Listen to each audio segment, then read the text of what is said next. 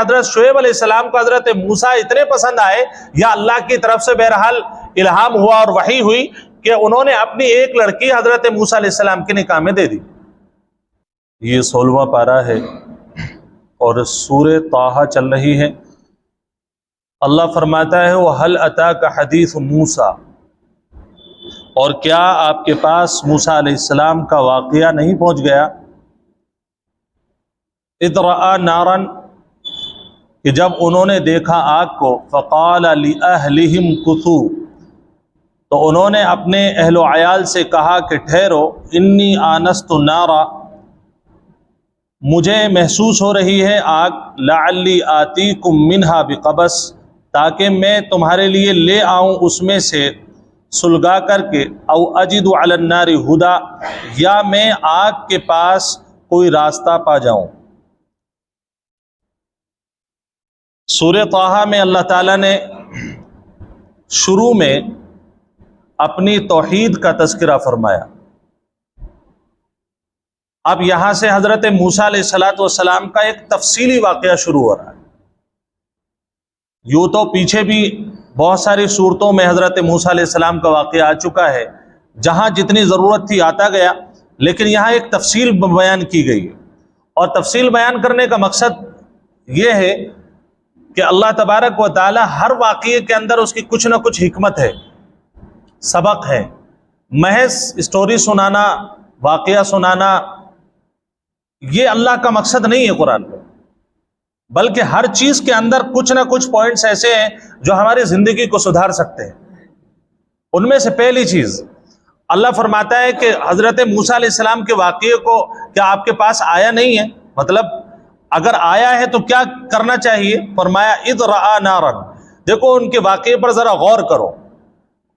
غور کرنے سے پہلے جو دوسری آیات میں آیا ہے اس کو اگر ہم جوڑتے ہیں تو معلوم ہوتا ہے، احادیث سے بھی معلوم ہوتا ہے کہ حضرت شعیب علیہ السلام جو کہ مدین میں رہا کرتے تھے، اور حضرت موسیٰ علیہ السلام کا ایک واقعہ آپ کو پتا ہوگا کہ آپ کا اصلی جو رہائش تھی وہ مصر میں تھی، اور مصر میں آپ رہا کرتے تھے، اور اللہ تعالیٰ نے بہرحال پرورش کرائی تو فرعون کے محل میں کرائی، لیکن وہاں نبوت سے پہلے ایک واقعہ پیش آ گیا، اور یہ ہوا تھا کہ فرعون کے ایک آدمی کو حضرت موسیٰ علیہ السلام نے جب مکہ مارا تو اس کی جان چلی گئی۔ یہ آپ کو معلوم ہوگا۔ اسی کی بنیاد پر آپ کو ملک مصر چھوڑنا پڑا اور آپ چلے گئے۔ اب جب چھوڑ کر کے گئے ہیں تو آپ کی رہائش کا جو اللہ نے انتظام کیا، ظاہر سی بات ہے کہ ہر چیز کا انتظام اللہ کرتا ہے، اور خاص طور پر نبی اگر ہے تو ظاہر سی بات ہے اس کے لیے تو اسپیشل کوٹا اللہ کے یہاں ہے۔ تو اللہ تعالیٰ نے جو انتظام کیا تھا وہ حضرت شعیب علیہ السلام کے گھر میں کیا تھا، اور حضرت شعیب علیہ السلام مدین میں رہا کرتے تھے، اور مدین میں جیسے ہی آپ پہنچے ہیں وہاں ایک واقعہ ہوا تھا، وہ کسی اور وقت میں بیان کروں گا، لیکن آخر کار یہ ہوا کہ حضرت شعیب علیہ السلام کو حضرت موسیٰ اتنے پسند آئے یا اللہ کی طرف سے بہرحال الہام ہوا اور وحی ہوئی کہ انہوں نے اپنی ایک لڑکی حضرت موسیٰ علیہ السلام کے نکاح میں دے دی، تو داماد ہو گئے۔ اب پھر ایک وقت آیا کہ اللہ تعالیٰ کی طرف سے بہرحال یہ بھی الہام ہوا کہ اب آپ کو واپس جانا ہے مصر کی طرف، لیکن ابھی کوئی وحی کا سلسلہ شروع نہیں ہوا تھا۔ حضرت موسیٰ علیہ السلام کی اہلیہ حمل سے تھی، آپ واپس مصر جا رہے تھے، آپ کے ساتھ میں بکریوں کا ریوڑ تھا، آپ کے ساتھ میں بہت ساری بھیڑیں اور دمبے تھے، بیچ میں ملک شام پڑتا۔ مفسرین کہتے ہیں کہ ملک شام میں جو بادشاہ تھا وہ بڑا خطرناک تھا، اس لیے حضرت موسیٰ علیہ السلام نے وہ مین جو راستہ تھا وہ چھوڑ دیا، اور آپ جنگل کے راستے سے مصر کی طرف روانہ۔ لیکن ہوا یہ کہ جہاں رات ہوئی وہاں آپ ایک جگہ پر راستہ بھول گئے۔ اچھا بھول کیا گئے کہ اللہ کے یہاں یہ طے تھا کہ بھئی یہ راستہ بھولیں گے اور ہم انہیں کچھ عطا کریں گے، اور وہ وادی، جس وادی کا ذکر اللہ تعالیٰ یہاں پر فرما رہا ہے، وادی مقدس طویٰ جس کا نام لیا ہے، اس وادی میں جا کر کے بہرحال یہ ٹھہر گئے۔ رات کا وقت تھا، اور بیوی کو جو حمل سے تھی وہ درد ذہ شروع ہو گیا، یعنی ولادت کا درد شروع ہو گیا، اور یہ ہم جانتے ہیں کہ ولادت کا درد بڑا خطرناک ہوتا ہے۔ کہا جاتا ہے کہ اگر مرد کو ولادت کے درد میں سے 100واں حصہ بھی دے دے تو مرد مر جائے، اتنا خطرناک درد ہوتا ہے۔ اب وہ درد شروع ہو گیا۔ مسئلہ یہاں یہ تھا کہ رات کا وقت ہے، کوئی ساتھ میں ہے نہیں، بیوی ہیں اور ادھر حضرت موسیٰ علیہ السلام ہیں۔ اب کہتے ہیں کہ صاحب روح المعانی نے لکھا سردی کا وقت تھا، بالکل درد ذہن میں ضرورت تھی کہ کوئی تپش ایسی آئے، کوئی آگ جلے۔ آپ نے جو چکماگ ہوتی تھی پہلے پتھر سے پتھر کو ملا کر کے آگ نکالنا، اس سے کوشش کی، لیکن بہرحال اللہ کی مرضی وہ بھی نہیں جلی۔ حضرت موسیٰ علیہ السلام بہرحال پریشان تھے کہ بیوی حمل سے ہے، درد ذہ شروع ہو گیا، کوئی عورت ساتھ میں نہیں ہے، کوئی اور ایسا مسئلہ بھی نہیں ہے، اب رات میں جائیں تو کہاں جائیں؟ لیکن میرے رب پر قربان جائیں، اس نے جو متعین کیا ہوا تھا وہ ان تمام تکلیفوں سے بڑی نعمت تھی۔ حضرت موسیٰ نے منہ گھمایا تو دیکھا ایک جگہ کچھ روشنی ہے، کہنے لگے انی آنست نارا لعلی آتیکم منہا بقبس، بیگم پریشان مت ہو، مجھے سامنے سے کوئی آگ سی معلوم ہو رہی ہے، اگر آپ ہمت کرو تو میں وہاں جاتا ہوں، دیکھ کر کے آتا ہوں، کچھ مل جائے آگ تو آپ کے تاپنے کا اور آپ کے گرماہٹ کا کچھ انتظام ہو جائے گا۔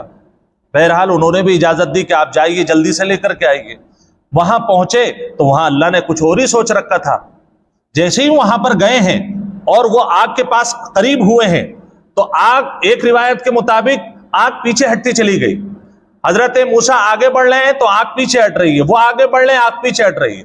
ایک روایت کے مطابق حضرت موسیٰ جب آگ کے پاس پہنچے تو اتنی خطرناک وہ روشنی اور نور تھا کہ وہ پیچھے ہٹ گئے۔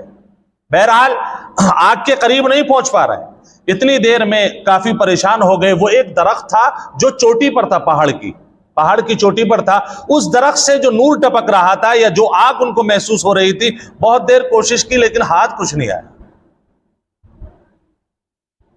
اب اللہ تبارک و تعالیٰ نے ہدایت کا راستہ کھول رکھا تھا۔ فلما اتاہا نودی یا موسیٰ،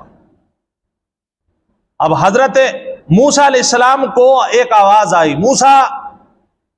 حضرت موسیٰ علیہ السلام روایت کے مطابق چاروں طرف گھومے، بھئی کوئی ہے آواز دینے والا، چلو کچھ اور مل جائے گا اس سے، لیکن کوئی نظر نہیں آیا۔ اللہ تعالیٰ نے فرمایا انی انا ربک فاخلع علیک، موسیٰ چاروں طرف مت دیکھو، میں تمہارا رب ہوں، میں تمہارا رب ہوں، میں بول رہا ہوں آپ سے۔ صاحب روح المعانی نے ایک حدیث لکھی ہے، کہتے ہیں لگے ہاتھوں حضرت موسیٰ علیہ السلام کی زبان سے یہ نکل گیا کہ اے اللہ، یہ تو ہی بول رہا ہے؟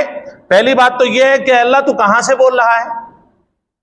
بھئی سوال ہے کس جہت میں ہے، دائیں بائیں اوپر نیچے؟ اللہ نے فرمایا میں تیرے اوپر بھی ہوں، میں تیرے نیچے بھی ہوں، میں تیرے سامنے بھی ہوں، میں تیرے پیچھے بھی ہوں، میں تیرے دائیں بھی ہوں، میں تیرے بائیں بھی ہوں، کیونکہ اللہ کی کوئی جہت متعین نہیں، اللہ ہر جگہ موجود ہے۔ اللہ ہم جیسے جسم والا نہیں ہے، یہ عیب کی بات ہے۔ اب جب یہ بات سامنے آ گئی کہ اللہ بول رہا ہے تو ایک سوال اور، کہ اے اللہ فرشتے کے ذریعے سے سوال جواب ہو رہا ہے یا آپ براہ راست کلام فرما رہے ہیں؟ ایسا تو بھائی فرشتہ اگر اللہ کی بات لے کر کے آئے وہ بھی تو اللہ کی بات ہے۔ سوال یہ اٹھتا ہے کہ اے اللہ یہ کلام آپ ہی کا سن رہا ہوں یا پھر یہ ہے کہ فرشتے کے ذریعے سے آپ نے میرے تک کلام پہنچایا ہے؟ اللہ تعالیٰ نے فرمایا کہ موسیٰ یہ جو کلام سن رہے ہو یہ ڈائریکٹلی میری ہی طرف سے ہے، بیچ میں کوئی فرشتہ نہیں۔ اللہ اکبر۔ اسی لیے اللہ تعالیٰ نے جو حضرت موسیٰ علیہ السلام کو لقب ملا کسی کو نہیں ملا۔ حضرت موسیٰ علیہ السلام کا لقب ہے کلیم اللہ، یعنی اللہ سے بات کرنے والا۔ اچھا، یہاں پر اللہ تعالیٰ نے فرمایا جب یہ بات متیقن ہو گئی کہ اب اللہ کا اور بندے کا معاملہ اور نبی کا معاملہ ہے، تو حضرت موسیٰ علیہ السلام کو جو ڈر تھا نا آگ سے، اب وہ ختم۔ اب میں ہوں اور میرا اللہ ہے۔ جسے یہ تصور ہو جائے، جسے یہ یقین ہو جائے، یہ میں آج کی بات بھی کر رہا ہوں، اگر ہمیں یہ استحضار ہو جائے برے سے برے حالات ہوں اور یہ استحضار ہو جائے کہ میرا اللہ میرے ساتھ ہے، کوئی رشتہ دار ہو یا نہ ہو، آپ دیکھ لیں کہ وہ خطرناک حالات پر بھی اکیلا بھاری پڑ جاتا ہے اور نکل کر کے صاف جاتا ہے۔ کوئی ڈپریشن نہیں، کوئی بیماری نہیں، اللہ تو نے ہی تو دیا ہے، تو ہی نکالے گا، تو سب کچھ دیکھ رہا ہے۔ اور جس آدمی کو اللہ کے اوپر اعتماد کمزور ہوتا ہے، دنیاوی اسباب پر اعتماد زیادہ ہوتا ہے، اس میں اور آپ سبھی لوگ ہیں، اللہ حفاظت فرمائے، تو ایسا کیا ہوتا ہے کہ بندہ ڈپریشن میں چلا جاتا ہے۔ جب آدمی یہ سوچتا ہے میرے ہاتھ میں کچھ ہے ہی نہیں، نہ اللہ کا تصور بھی نہیں ہے، اللہ کی قدرت کا تصور بھی نہیں ہے۔ جب آدمی حالات میں تنے تنا اپنے آپ کو پاتا ہے تو پھر وہ ہار جاتا ہے۔ تو ہارنے والے آدمی کی ایک علامت یہ ہے کہ اس نے اپنے اللہ پر یقین مضبوط نہیں کیا ہے۔ مضبوط ہوتا تو حالات سے کبھی گھبراتا نہیں۔ اچھا، اللہ تعالیٰ نے فرمایا کہ ٹھیک ہے موسیٰ، میری بات تم سے ہو رہی ہے لیکن ایک ادب یاد رکھو، فَخْلَعْ نَعْلَيْكَ، اپنے چپلوں کو اتار دو۔ نالین کہتے ہیں، نالین، آپ نے نالین شریفین سنا ہوگا، نعلن کے معنی آتے ہیں چپل کے، اپنے چپل آپ اتار دیجئے۔ کیوں؟ اس لیے کہ مفسرین نے لکھا ہے کہ وہ جانور کے چمڑے سے بنی ہوئی تھی، یا یہ کہ غلاظت لگی ہوئی تھی۔ اس سے ثابت کیا ہے کہ اگر مقدس جگہ پر آپ کا جانا ہو، ادب یہ ہے کہ چپل اتار کر کے جائیں۔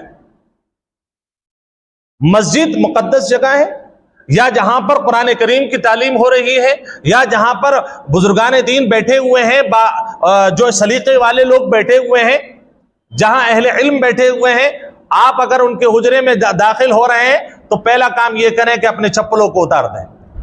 اسی میں ایک آگے بھی آ رہی ہے آیت، قرآن کریم کو جب آپ سنیں یا پڑھیں کوشش کریں کہ چپل اتار کر کے پڑھیں۔ کیوں؟ حضرت موسیٰ علیہ السلام پر وحی کا ہی تو ابتدا ہونے جا رہا تھا نا۔ چپل جب اتارے گئے، کیوں؟ اس لیے کہ اب آپ کے اوپر وحی آنے والی ہے، چپل اتار دیجئے۔ اچھا، قرآن وحی ہے یا نہیں ہے؟ بولیے بھائی، وحی ہے تو ہمیں قرآن کریم کو چپل اتار کر کے کیوں نہیں پڑھنا چاہیے؟ جبکہ قرآن کریم پچھلی جتنے بھی تورات ہو، انجیل ہو، اس سے پہلے صحیفے ہوں، سب کا نچوڑ، یا یوں کہہ لیجئے سب سے افضل ترین کتاب اگر کوئی ہے اللہ کی تو وہ قرآن کریم ہے۔ اس کو پڑھتے وقت چپل کیوں نہیں اتارتے؟ اب سوال یہ آتا ہے کہ بھئی ہم سفر میں ہیں تو چپل کیسے اتاریں؟ تو بھائی وہ مجبوری ہے، وہ مجبوری ہے۔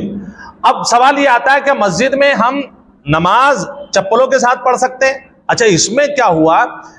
حدیث پاک میں اللہ کے نبی صلی اللہ علیہ وسلم سے چپل پہن کر کے جنگل میں نماز پڑھنا ثابت ہے، نماز پڑھنا ثابت ہے۔ بلکہ ایک روایت تو یہ بھی ہے کہ آپ صلی اللہ علیہ وسلم کے جوتے پر نجاست لگی ہوئی تھی، فرشتہ اترا اور فرمایا کہ آپ کے جوتے پر گندگی لگی ہوئی ہے، اے نبی آپ اس گندگی کو، ان چپلوں کو آپ اتار دیجئے، گندگی کو آپ صاف کر دیجئے۔ یہ مضمون حدیث میں ثابت ہوتا ہے کہ رسول اللہ صلی اللہ علیہ وسلم نے چپل پہن کر کے نماز پڑھی۔ لیکن اب آپ کو یہ بتا دوں، یہ حالات عام حالات نہیں تھے جو میں نے وہ بات کہی ہے آپ سے، مجبوری والی بات یہ ہے کہ خاص حالات میں رسول اللہ صلی اللہ علیہ وسلم سے ایک دو واقعات منقول ہیں کہ جس میں آپ نے چپل اتار کر کے نماز پڑھی۔ آج بھی یہ مسئلہ ہے، آج جنگل میں جا رہے ہیں، شکار پر جا رہے ہیں، نینی تال جا رہے ہیں، کہیں پر موقع نہیں ہے آپ کا چپل اتارنے کا، آپ نے دیکھا جوتے بالکل صاف ہیں اور نماز کا وقت نکلا جا رہا ہے، جوتے اتاریں گے اور جو ہے بدبو آنا شروع ہو جائے گی، اور بھی کوئی وجہ ہو سکتی ہے، مت اتاریے، فوراً اللہ اکبر کہیے وضو کر کے اور نماز پڑھنا، اگر وضو آپ کا ہے تب۔ ایسا نہیں ہو کہ وضو بھی نہیں ہے اور جوتے بھی نہیں اتار رہے ہیں، اور اوپر کا دھو لیا اور جوتے کا مسح کر لیا اور چالو ہو گئے، یہ مسئلہ نہیں ہے۔ مسئلہ یہ ہے باوضو ہیں، جوتے پہنے ہوئے ہیں، جوتے صاف ہیں، نماز کا وقت نکلا جا رہا ہے، جوتے اتارنے کا موقع نہیں ہے، فوراً نماز پڑھ لیجیے۔ لیکن یہ عام حالات میں رسول اللہ صلی اللہ علیہ وسلم سے منقول نہیں ہے۔ عام حالات یہی ہیں، چپل اتاریں، جوتے اتاریں اور باضابطہ بالکل سلیقے کے ساتھ آپ اللہ کے حضور حاضر ہوں۔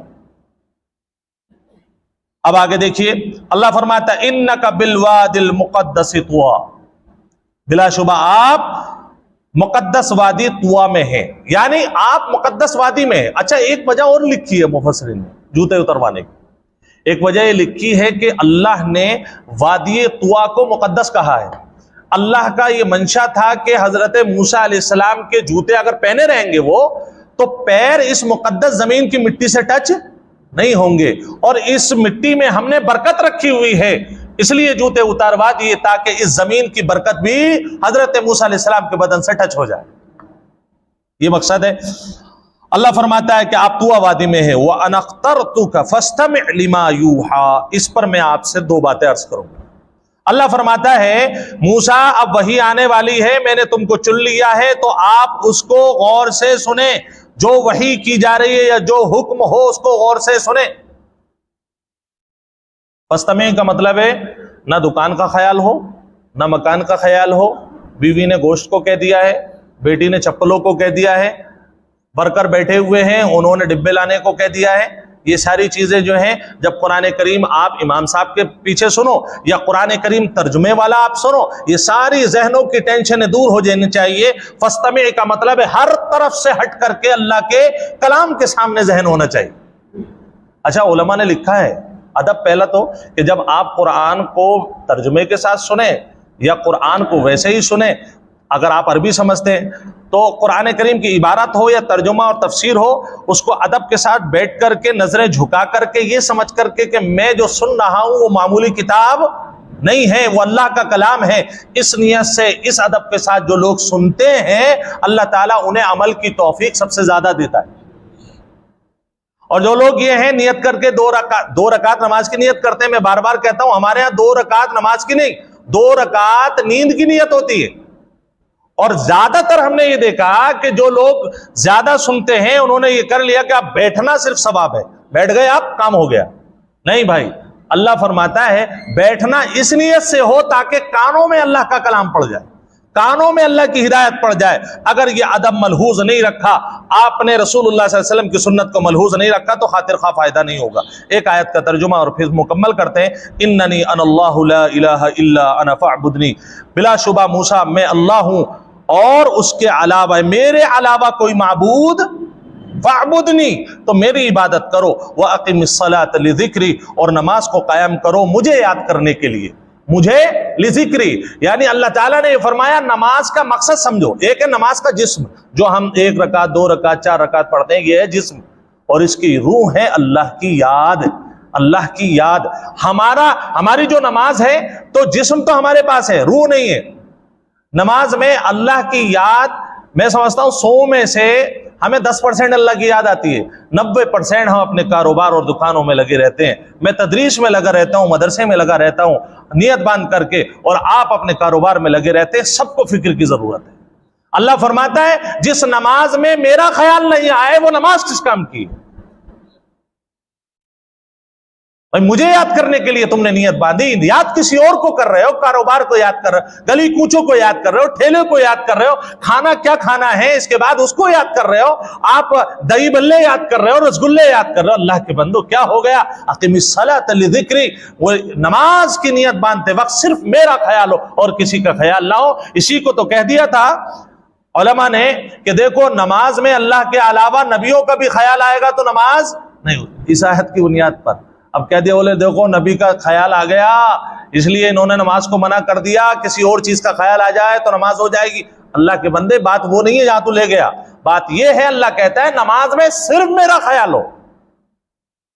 نماز پڑھ کر کے درود پاک بھی پڑھیں گے، نماز کے دوران بھی درود پاک پڑھیں، لیکن جہاں اللہ نے حکم دیا ہے۔ اللہ ہماری نمازوں کے اندر اللہ کا استحضار نصیب فرمائے، تقوی نصیب فرمائے، اللہ کی محبت نصیب فرمائے۔